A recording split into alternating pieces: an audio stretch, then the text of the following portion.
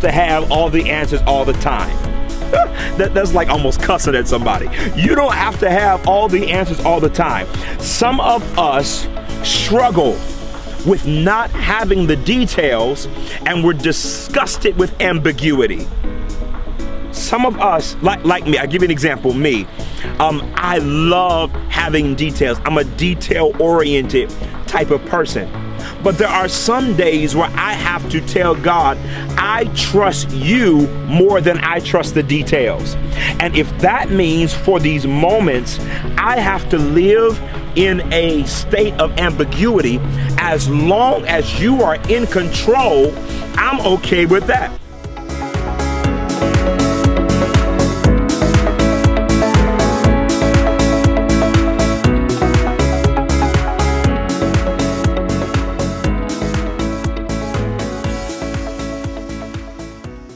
Wonderful thing. You know how we think that in order to be more of him, we have to be less of us? Okay, I have a new take on that. I really do. I believe God gave me a new take on that. Because in order to be more of him, you have to be more of the real you. It's not less of me. It's not less of me. It's more of the me that he had in mind before he formed me in my mother's womb. It's that girl I'm becoming. I'm not becoming less of Pam. I'm becoming more of the original thought of God. That's who she really is.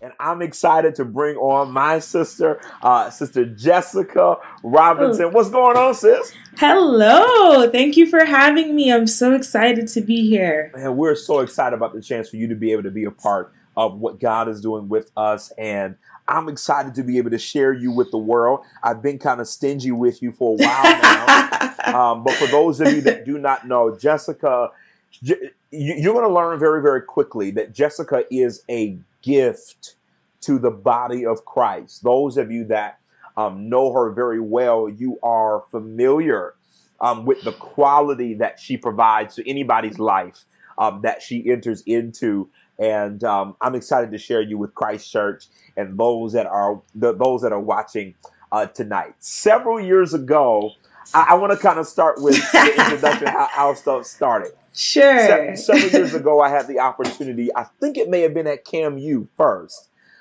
Several years ago, I had the chance to meet Jessica or cross paths with Jessica during CAMU, which is the Canadian Apostolic Ministries. And the U Universal. stands for No, what's the U again? The U is for youth. So CAMU. Yeah. All right. We're just going to say Universal and all that kind of stuff. But I had the opportunity to minister there. It was a beautiful opportunity. And since then, I've always loved going to minister at any of those ministries there in Canada, in the Toronto, in the Mississauga. I mean, just everywhere. Mm-hmm. Just so excited about being there every time I go. When I come home, I tell my wife, you know, I think the Lord is calling us to move on to Canada. There's just a unique spirit. Just as a unique spirit and a very high spirit of worship and praise there that we absolutely love. But I crossed paths with Jess several years ago, really specifically during a ministry opportunity that I had there in Triumphant. And the Spirit of God was moving very, very strongly there during that worship experience. And I saw the hand of God on Jessica, not only to be able to do something in that area, locally, but I saw God doing something for her globally, and not just for one gender. I think at the time she was really very heavily involved in women's empowerment. I mean, it was just beautiful. But God, I really felt that the Lord was doing something strongly for her across gender lines. And I shared the word of the Lord with her. And since then, we've seen God just unfold some amazing. You know what I'm going to do, Jess? I'm going to let you share. I'm going to let you share your story. Then we're going to get into this conversation. But just kind of let the people know who you are, how we were able to cross paths, and we'll dive into this healing conversation. Yeah, for sure. Well, first of all, thank you for having me. Sure. I really appreciate it.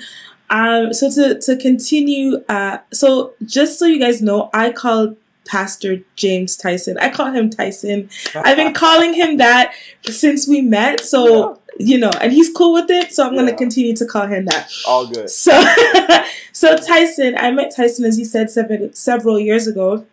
And predating even the prophetic word that shook me, was my very first speaking engagement outside of my church. And Tyson was preaching at CAMU. And I remember I was so nervous. I was shaking. And I remember him saying, "It's going to be okay. You're going to be fine." And he was just coaching me. And that was just a big moment for me. And then now fast forward to that moment at my church, that shifted so many things for me.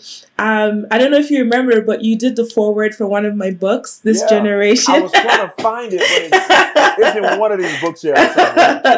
And that was it. So since then, it's just been just perpetual growth and so forth. And God has just been doing amazing things. So as Tyson said, I'm a Christian therapist right here in Toronto, Ontario. I've been doing community work since I was about 18. I'm 31 now. So I've been doing this work of trying to merge church and community for quite some time. And I want to say within the last 2 years, I've really found my groove. And then this year, the Lord called me to full-time ministry, because I call it full-time ministry. And that is me doing therapy full-time. And I specifically work so I don't just work with Christian folk, but 99% of my clients are Christians. And I do retreats and I have a podcast, so a bunch of stuff. But my main focus is around emotionally healthy spirituality and emotional wholeness for people of faith, particularly for those in the Black community. Wow. I think that's so good and so needed, particularly for where we are now. I've been sharing with our congregation, and I've been sharing with those that I have the opportunity to minister to or talk to or whatever. We're going to deal with this more during Back at 1-2. And that is, you cannot come out of a year like 2020 and not address the level of trauma that was connected to that year. And not only that, but it still kind of trickled over into 2021. There's definitely PTSD. You cannot not address what happened in that year and think that everything is going to be just honky-dory, just going to be great, and you can move on. We have to be able to develop healthy people, healthy Christians, and healthy individuals that will properly represent the kingdom of God. Absolutely. That's where we've been in our conversation for the past 2 weeks. For those of you that are just now watching us or just coming in, lean on that share button again. This is going to be a really great conversation. You're going to really love this. For the past 2 weeks, we have been engaged in a conversation, a really formative conversation that we have titled in this series, Heal. One of the things that we have been addressing is that it is impossible. Wherever there are people, there will be pain. Wherever there are people, all right, I need somebody to put it in the comment section. Wherever there are people, there will be pain. And pain, uniquely, is a equal opportunity employer. You know, I say this jokingly, but with pain don't let you fill out no application. it don't give you no phone calls. Mm-mm. I really, it really give you no compensation. Pain just calls you one day, you hire, it's your day, and there you are. So everybody in some way, shape, or form is going to experience some level of pain. But it is the passion of God, and it was the ministry of Jesus Christ that people experience the healing of God. That is one of the most strongest revelations that people have to get. It is the desire of God for his people to be healed. Yes. For those of you that are watching, I need you to put that in the comments, guys. It is the desire of God for his people to be healed. You do not have to walk around sick. You don't have to live in anxiety. You don't have to live in stress. I mean, you don't have to. It is the passion of God to heal his people. So just tell me, why do you think, well, let me start with this. How do you define healing? Let's start there. For sure. So this was an interesting question because healing looks so different for so many different people. But to surmise it, I define healing as the alignment of mind, body, and soul. Right? So when there's an alignment, and then some scriptures that we can use to justify that is, as you said, it's God's heart that we are well. And if anybody knows me, my big saying, I've always said that it is the will of the Father that we are well, right? So 3 John, I believe it's 3 John 1 and 2, it says, beloved, above all, I wish that your soul would prosper, right? As you are in good health, I wish that your soul would prosper. So there's that alignment as well. I also think about Paul. I believe it was in Romans 7 when it talks about the fact that he talks about this warring in his members, right? Because a lot of people, a lot of time, they look so well put together on the outside. They look great. You would never think that something is happening with them, but on the inside, they're broken. Right? There's trauma has literally become a part of their identity, right? And so as Paul said, he said, rescue me from this body. It stinks. Literally, please, I want to rid myself of it. And then another aspect of that too is Proverbs 4 and 23, a very familiar scripture, which says, keep your heart with all diligence, for out of it flows the issues of life, right? And so this is why it's important now, as we talk about mental health and defining healing, that we become aware of our emotions, right? We're aware of what's coming in and we're aware of what's going out. So, and in order for that to happen, there has to be now that alignment with mind, body, and soul. So that's how I've been able to define healing. That's good. So you said something very, very unique in your conversation or in your explanation that people, trauma has become a part of their identity. What's amazing is a lot of people may not know that trauma is a part of their identity. So how were you able to identify us outside of maybe going to a Christian therapist or just to a counselor in general? How am I able to identify, hey, I am living in the trauma of my past and it has become an identity for me? How do you do that? I think one of the ways that we can do that is, so we've heard the term when, say you and I are talking and I did something, right? And you say to me, Jess, you try to call me out or cover me or whatever. And I'm kind of like, well, that's just the way that I am. Right? That is a huge indicator that trauma is a part of your identity. When you are just like this, there's no self-awareness, there's no wanting to develop, there's no personal development, that type of stuff. It becomes ingrained in who you are and how you respond and how you navigate through life. So this aspect of this is just the way that I am, that is a huge indicator that trauma has become a part of your identity. Good grief. And I hear that a lot from a lot of people. And I don't think people know that is like that's a cue. Yeah. That you're living in trauma. And what's unique is I hear a lot of it in church. Mm-hmm. Why do you think, I think we're getting ready to go down a rabbit hole tonight, that we may get in trouble if Bishop Nunes gives me a call. No. So we hear a lot about that in church, but I don't think we talk enough about why it's important for us to have this conversation around healing. Now, a lot of churches are doing better with this, and I think that's great. They should.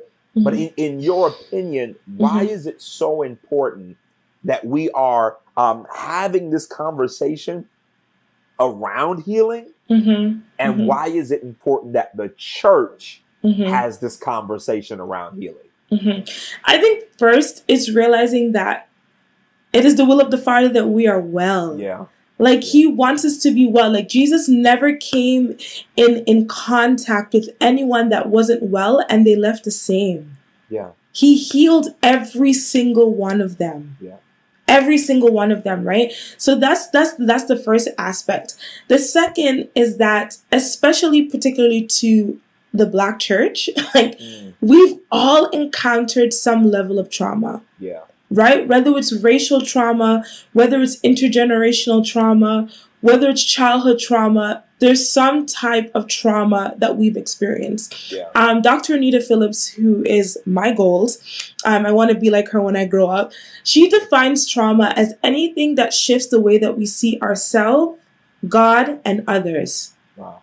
If you have had an encounter or a situation or event in your life that has shifted the way you see yourself, the way you see God, and the way you see others, there's some type of inner healing that needs to take place. Wow.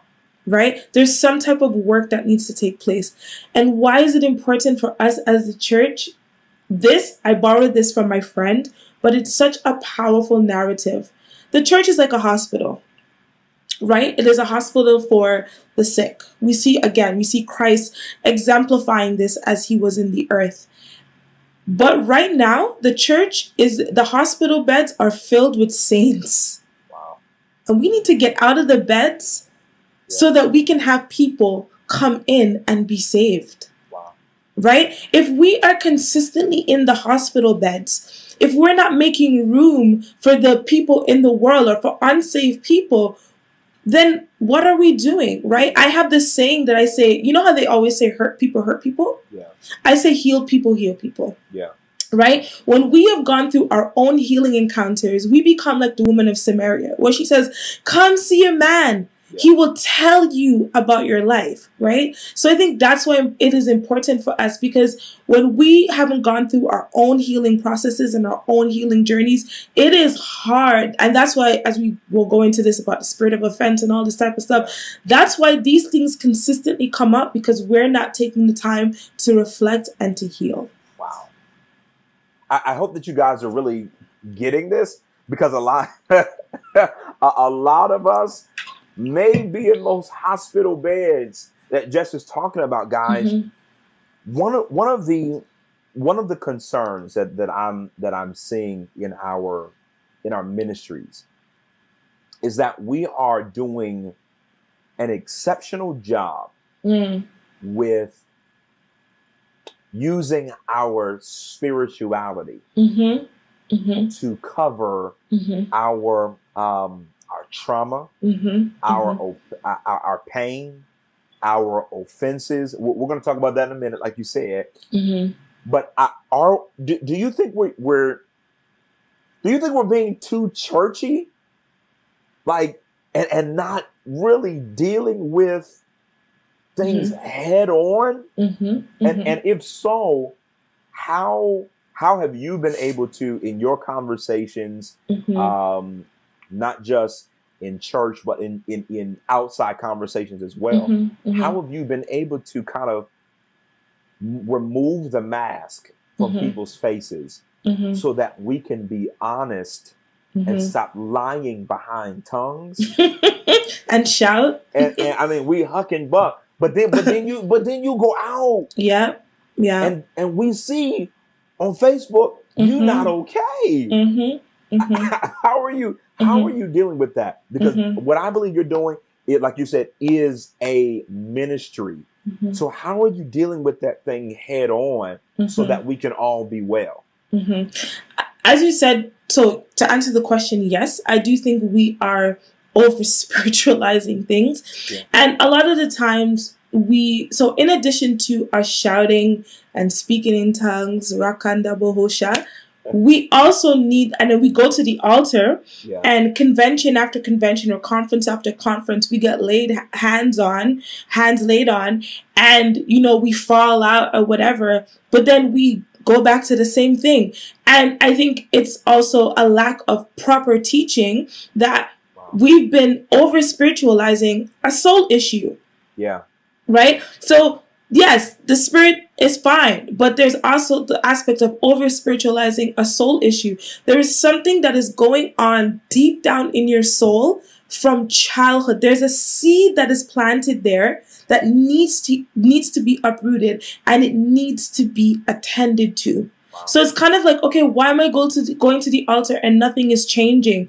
Because we are spiritualizing a soul issue, right? And needing to realize that man is tripartite, right? We are spirit, mind, body, like understanding that and that's why I said healing is these things coming into alignment, right? And realizing that we need to attend to each of these different things. Yeah. So how have I had these conversations? Proper teaching.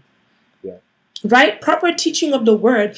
One of the ways that I've done this personally is through my podcasts, right? So She Speaks Truth, breaking down the word, right?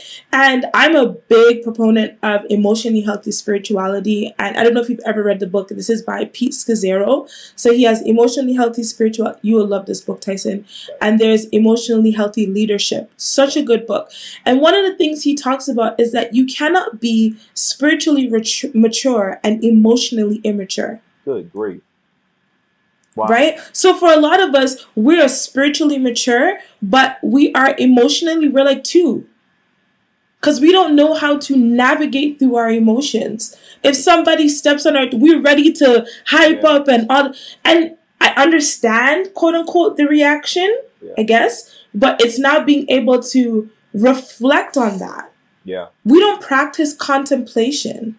We don't practice the spiritual formations. Right? We've really just been able to just churchify this thing. And we need to I don't know if they did this in your churches when we were growing up. When we were growing up, there'd be times when my pastor, not at Triumphant, but my church in Antigua, my pastor, he would just shut down the choir, everything. He said, we all need to repent and go on fasting. Wow. Right? I mean, it's a little, but, No judgment, right? Yeah. But it's like there really needs to be this aspect of focusing on our soul. Yeah. Our soul needs some attending to. Yeah. You know what I mean? Yeah. Absolutely. Absolutely. That's something that we're doing in our ministry right now. Mm-hmm.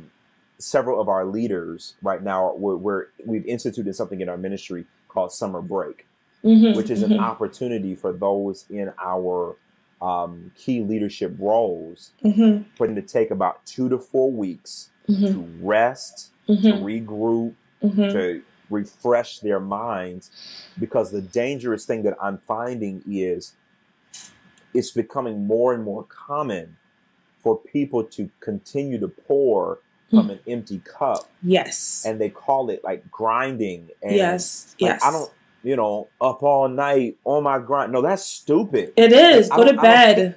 I don't think people understand.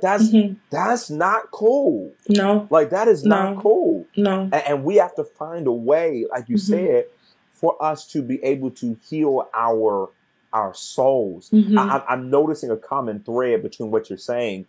Are you noticing commonalities in dysfunction in the kingdom of God at large?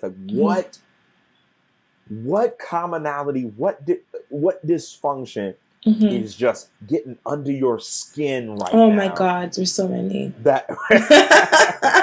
It's just because I got my few, but what's getting under your skin right now that people that don't realize, hey guys, if we keep going down this road, it's not going to end well for us. Like what some of the stuff that you've seen that's kind of, I know it's a lot, but just give me like one or two of them. I think one of the big ones is what you've made reference to around this hustle culture that has crept into the church.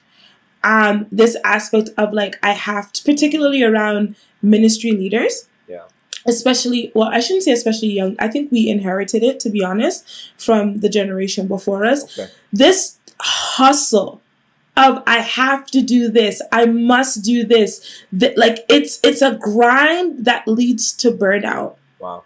Right? And as you said, when people pour from an empty cup, they become resentful.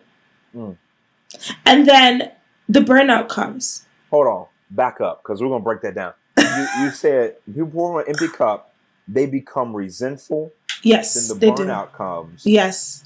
Talk about that resentment, and then we'll dive into that burnout. Absolutely. And I'll speak from my own personal experience, right? It's this aspect of like, I have to do this. I must do this. But then what happens is, so here is how we're going to make the connection of how ministry has been validating dysfunction, right? Oh, boy. When people feel like, okay, I need to do this, or this has to happen, there's this aspect of like validating so for example, let's use myself. When I grew up without my dad, right? And in my life. And so there is a lot of childhood traumas I have experienced as it pertains to just my dad not being around. So me being in ministry was validating. I liked the validation. I liked hearing you did well. All these different types of things. And as young ministers, I feel like sometimes our forefathers, they don't tell us or give us a chance to heal, to go through those healing journeys and healing processes before they prop us up. Right? So it's important now that we are healing, because what ends up happening is ministry stuff ends up validating that. That trauma that you have experienced, or that need to be validated, that need to be affirmed, where it now comes from man as opposed to coming from God, right? In addition to that, there's now this aspect of where people, the resentment and the burnout, where people are doing. They may not necessarily get that validation, or maybe they do, but it's like, I'm doing for the ministry, I'm doing for this, I'm doing for that, and then they become resentful because they're pouring from an empty cup. It's like when the rubber meets the road, literally. Right? It burns. Right? So you're not pouring from a place of overflow. You're not living from a place of overflow until you become resentful. Because if you're on E, then what's coming out? And then when you're on E, you really begin to see the contents of your heart, right? Proverbs 4:23, keep your heart with all diligence. No one to say no. No one to set those boundaries and know the difference between a boundary and a wall. That's a whole different conversation. For out of it flows the issues of life. If you're realizing that you're becoming super resentful and different things like that, there's something deeper that is happening. So good. And what I'm noticing at the same time is, because we're going to come back to that wall in just a second. This is not a conversation. We're just going to leave it. What I'm noticing is, as a result of people's resentment, or if their expectation of being validated somebody doesn't follow through with that, then we start moving into offense. Yes, absolutely. So let's have some conversation around that. Sunday, guys, if you were not with us on Sunday, or you did not watch the service on Sunday, I need somebody to put it in the comments, like a link or something. Go to YouTube, go to Facebook or whatever, and go back and watch the message from Sunday that was called "It's Not Safe Here." We kind of unpacked some things I couldn't even dive into all of it because we literally would have been there all day. But we spoke from the topic or from the passage in Proverbs 18 and 19. Proverbs 18 and 19, guys. I want to read that to you real quick. I could only get to the comma. I couldn't even deal with the rest of it. I'm going to have to deal with that in a whole nother teaching. The Bible says a brother offended is more unyielding than a strong city. I mean, so just last week, I did my 5th run through of reading the Bible in its entirety. I was I said this to the saints on Sunday. I was very, very proud of myself. Of course. I was like, man, yes, I did it. Let's go to another version of the Bible. Let's read it. But when I got to this passage, I was offended. I've read through the Bible this many times and read through Proverbs more times, but I never saw this passage in a way that I saw it in the presentation that I did for Sunday. A lot of people for those of you that are were not watching on Sunday, when Solomon talks about a brother offended is like an unyielding, is unyielding like a strong city. That word strong city translates in the Hebrew over to a walled city. Everybody, when you're building a wall in that context, it is a form of defense and a place that you run to when you feel attacked. And so when you're dealing with that walls are not built all one at a time. No. In that context, they're built one brick at a time. So when Solomon's talking about a brother offended is as unyielding as a strong city, it's offense on top of offense, a perspective, opinion on top of one another, and it creates this wall where I feel like I am safer behind this wall than being out there with them without realizing that my offense is what I'm using to be defensive against other people. So kind of talk to us about that difference between establishing boundaries and like what Solomon is saying, creating a wall where you feel like you're safer inside this than coming from beyond the wall. So kind of talk to us about that a little bit. For sure. Boundaries are created. Walls are built. Okay. As you said, over time. Boundaries are healthy. Walls are unhealthy. Yeah. Right? A boundary is something that can be shifted, can be moved, depending on the context. Yeah. A wall, you got to chip away at that thing. Wow. You have to chip away. You have to go to the foundation, or you have to use a bulldozer. Yeah.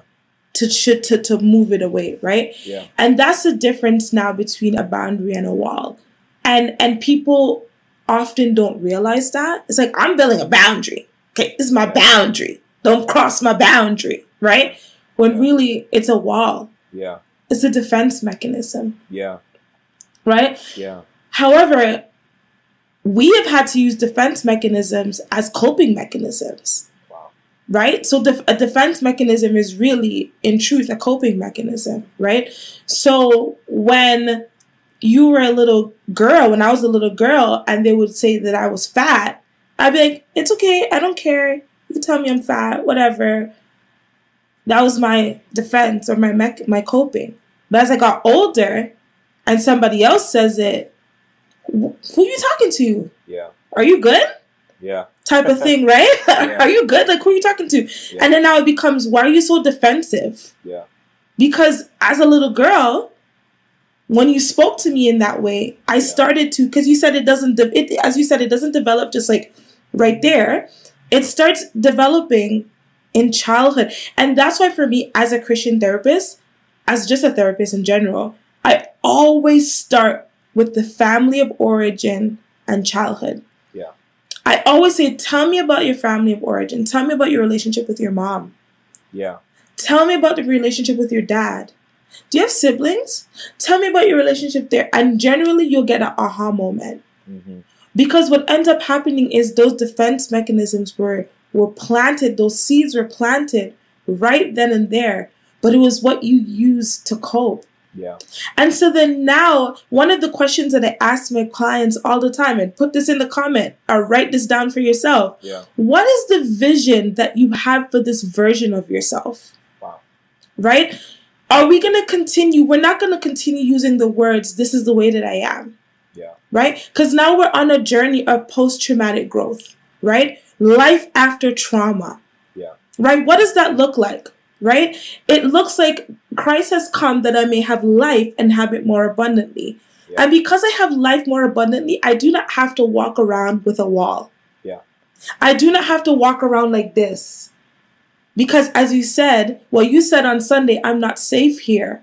Yeah. But as we now journey through, we can say, I'm safe now. Yeah. Right? I'm safe now. I'm not the little girl or the little boy that was abused or spoken down to or abandoned or rejected. Yeah. And so it's for us to really take time to practice mindfulness. Yeah. Right? Psalms 19:14 says, let the words of my mouth and the meditation of my heart be acceptable. And one question I ask myself every day, Tyson, I ask myself, Jess, how's your heart today? How many times do we actually ask ourselves how we're doing? Yeah. Right? When do we take the time to reflect? And this connects back, as we said, to those dysfunctions of this hustle culture of I need to do this, because it feeds our insecurities when we're validated. It feeds our dysfunction. Yeah. Right? The last thing I'll say is I remember when I had applied to go to graduate school a second time to do my doctoral degree in Christian counseling. I was like, yeah, I got in. I was going to go. And I remember the Lord saying, it's not time. And I was like, I could be doctor right now. And I remember him asking me, who would you be outside of all of your stuff? And I had to take time to reflect on that. Yeah. Right? And so it's important that we take time to reflect and take time to do some introspective work. Yeah. Because then now when we are aware of our emotions and how we respond to things, we're able to journey back a lot of the time to be like, I remember when that happened, and maybe that's why I respond in this way. Yeah. Yeah. So tell me, what does what does the process of becoming safe look like? Again, we have a lot of people that may be watching right now that feel like, well, if I was able to do this, that, or the third, that's my means of feeling like I'm safe. Or if I return back to this environment, that's what it means to me to be safe. But that's not always safe places. One of the things I love, and I can't wait to hear your comment on this. One of the things I love about Jesus is that we talk about, in the context of the Garden of Gethsemane, we talk about the main thing that the Garden of Gethsemane is prominent for is for the betrayal of Jesus by Judas, not realizing that Jesus would frequent the Garden of Gethsemane because Gethsemane was a safe place for Jesus where he did not have to be divine. He could have been human in that moment. See, everywhere I can't sweat great drops of blood, I do that in my safe place. I don't develop relational opportunities like I did with the disciples unless I'm in a Gethsemane. So tell us, what is our process, or what can be our process to discover a safe place, or for me to be saved. People are dealing with years. You talked about it. Years of trauma, years of issues. Like, what's something that would help me to discover that safe place or become safe? I think one of the first things is acknowledging it. Okay. Right? A lot of the times we don't acknowledge it. Right? And we don't talk about it. Yeah. And I think that's one of the first things is being able to acknowledge it and to talk about it. Right? For some people, it's really in their subconscious, is in a dark place. That's a whole other aspect. But for those who do remember, it's acknowledging it. Yeah. Right? And then finding somebody to journey with you through that. Right? Realizing you don't have to do this alone. Yeah. And this is where I believe that therapy is important. A lot of people I see therapy as three things. I see it as intervention, prevention, and I see it as a form of discipleship as well. Wow. Right? So it's being able now to say, okay, I acknowledge that this thing happened to me, right? And now being able to say, okay, I'm going to reach out for help. Because you don't have to do it by yourself. Right. Not even Jesus. I mean, his disciples fell asleep, but at least they were there. At least they were there, right? They were there. They said, could you not watch with me? But they were there for the most part. You don't have to do it alone. Yeah. Right? You can heal in community. Right? And it's being able also to tap into resources like these, conversations like these, books, podcasts, different things, in addition to receiving support from a therapist. I think that's super, super important, because a lot of the times what we try to do as well is we try to journey to that unsafe place by ourselves. Yeah. And that's not safe. Yeah. Yeah. That's not safe, because then now there are triggers. Yeah. Right? So a lot of times you go to therapy. If anybody has ever been to therapy, you go. I remember my first therapy session. This is going to sound really weird, but it felt as though my insides were exposed. I felt like I was walking around inside out. Everybody knew what was going on inside of me. And that is an uncomfortable feeling, especially when you've buried something for so long. Yeah. But I would say the first step is to acknowledge it and to know that you don't have to journey through this alone. Yeah. You really don't. And know that it is the will of the Father that you are well. The enemy comes to kill, to steal, and to destroy. Yeah. But Christ, He came that we would have life and have it more abundantly. And a part of that abundant life is healing and healing from our past traumas. Yeah. Yeah. You said somebody needs to help you with this. Yes. Somebody needs to help walk you through this. Now, there are some contexts, and what you're saying is so good. We may ruffle some feathers for like the last 5 minutes. Some people may believe that it is almost a suppression of your faith to go to a counselor or go to a therapist. I want to hear your opinion. I know you're a therapist.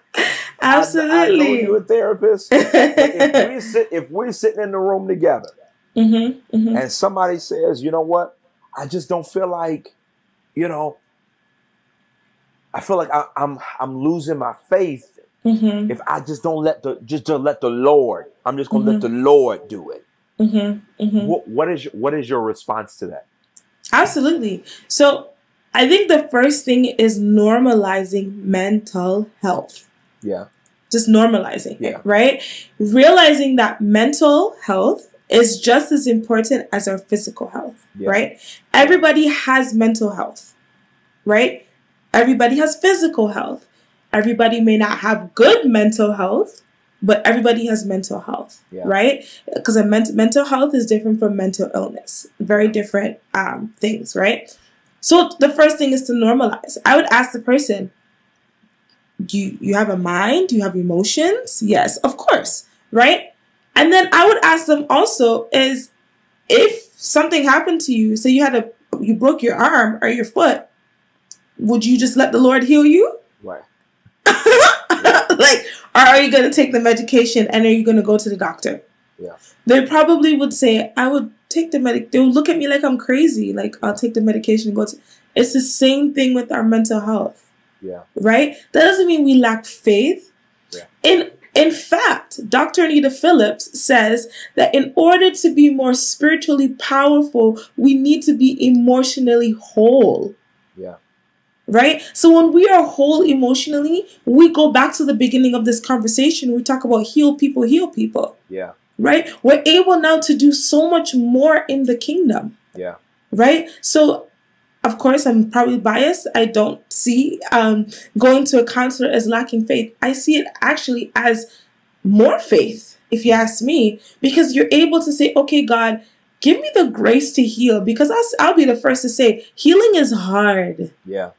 It is hard when you got to put that thing back in, and especially when things have been out of alignment for so long, and then you got to put it back into alignment. Yeah. It hurts. Yeah. Right? So now it's depending on God that even when those things begin to come back to your memory. I remember for myself, 4:00 in the morning, I woke up, and this is me being transparent, and I started just crying. I was just bawling my eyes out, and my husband was holding me, and he's like, babe, what's wrong? And I said, I am tired. I am tired. Why are things that happened to me 25 years ago still bothering me today? I am tired. There was such a weight, and I was sobbing, and I was tired. That takes great faith to say, there's something that has been bothering me for 12 long years. Yeah. Like the woman, the woman with the issue of blood. But I have faith that when I come in contact with Jesus in this specific context, that there is a healing that is going to take place. Yeah. Right? So when we have faith to go to the altar, when we have faith where we go to the doctor, and when the doctor gives us a cancer diagnosis or something like that, the faith that we have that God will heal the diagnosis in our soul, that deep wounded trauma, is real. To know that He will give me beauty for ashes, and the oil of joy for mourning. That is, He will turn my mourning into dancing. When you reflect on all that you've gone through and all of the different things that you've experienced, the word says that we overcome by the blood of the Lamb and by the word of our testimony. That's amazing. But there's something deep down inside that the Lord wants to get to, right? The last thing I'll say around this is I look at the scripture of, I think it's Luke chapter 4, where it talks about the parable of the seed and the sower, right? And I contextualize that in a different way, because I'm a therapist, so I see the Bible in different lens sometimes, right? So it talks about the fact that some fell on stony ground, some fell among thorns, some fell among the wayside. That shows us the condition of our soul. So when we go to church or different things like that, and we hear the word or we hear different things, and the word doesn't land in a specific way, for example, it falls among thorns, sometimes our trauma is choking up the very word that God is trying to deposit into our spirits. Wow. So I think it takes great faith and to realize that it is the will of the Father that I am well. He doesn't desire that I live broken. Yeah. Wow, that's so good. Everybody, we really could have this conversation for a whole nother hour. Jess and I have been known in previous podcasts or interviews to go on for several hours around conversations, because there's just so much that we could give and share, particularly around this conversation of healing. Jess, I'm going to ask you to pray over those that are watching now, and pray toward their healing. Before you do, one of your hallmarks, one of your primary points of emphasis when it comes to your ministry as a Christian therapist is alignment. We've had hours long of discussion around alignment. Would you just kind of talk us through very quickly what that alignment is, what we can do with that, and then just pray over us and pray for those that are watching that they would experience and have the courage to experience the healing of God.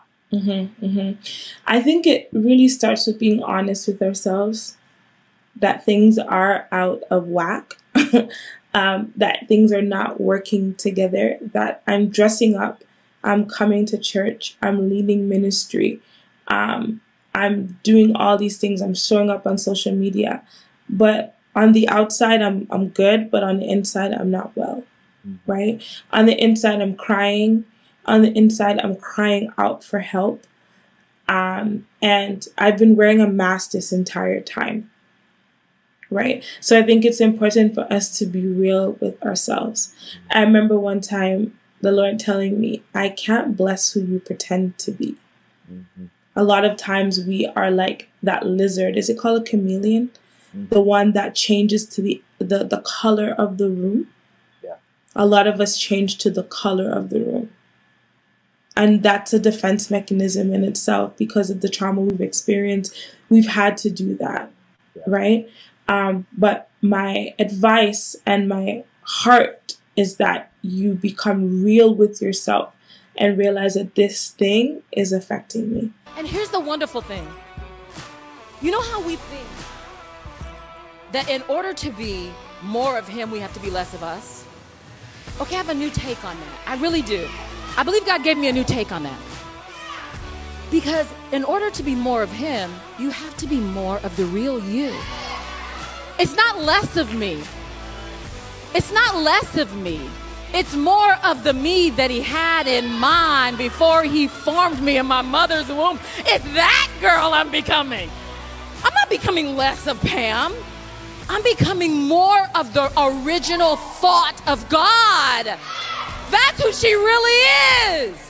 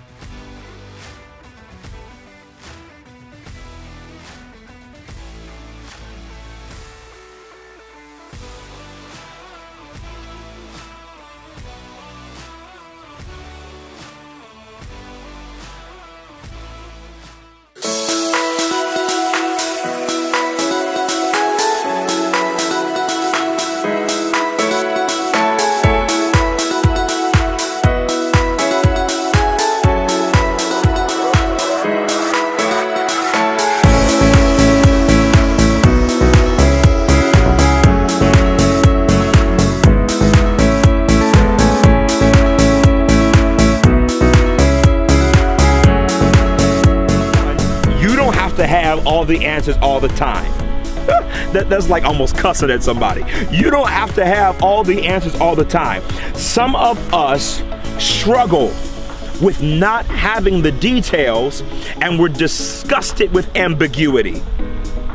Some of us, like me, I'll give you an example, me.